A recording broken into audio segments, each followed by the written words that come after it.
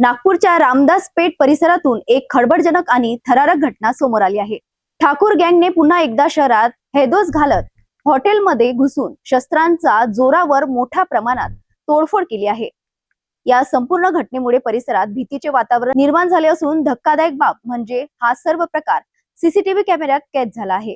नागपूरच्या सीताबर्डी पोलीस ठाण्याच्या हद्दीतील सेंट्रल बाजार रोडवरील श्री साई रेस्टॉरंटमध्ये रविवारी पहाटे हा थरार घडला आहे। मिळालेल्या माहितीनुसार हॉटेलच्या बाहेर काही युवक आणि अमित ठाकूर यांच्यात किरकोळ वाद झाला होता।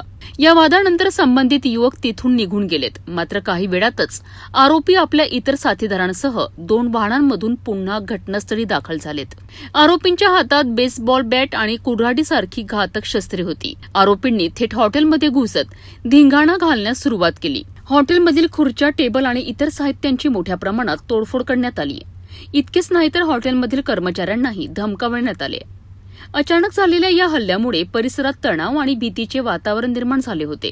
ही संपूर्ण घटना रेस्टॉरंटमध्ये लावण्यात आलेल्या सीसीटीव्ही कॅमेऱ्यामध्ये कैद झाली आहे। फुटेजमध्ये आरोपी हातात शस्त्रे घेऊन तोडफोड करताना स्पष्टपणे दिसत आहेत। या प्रकरणी सीताबर्डी पोलिसांनी सुमित ठाकूर आणि त्यांच्या साथीदारांविरोधात विविध कलमांखाली गुन्हा दाखल केला आहे। सीसीटीव्ही फुटेजच्या आधारे आरोपींची ओळख पटविण्यात येत असून ठाकूर बंधू आणि त्यांच्या साथीदारांचा पोलीस शोध घेत आहेत। सध्या या संपूर्ण प्रकरणाचा पुढील तपास सुरू आहे। नागपुरात पुन्हा एकदा गँगवार आणि गुन्हेगारींच्या घटना समोर येत असल्यामुळे नागरिकांमध्ये भीतीचे वातावरण निर्माण झाले आहे। पोलिसांकडून आरोपींना लवकरच अटक केली जाईल असा विश्वास व्यक्त केला जात आहे।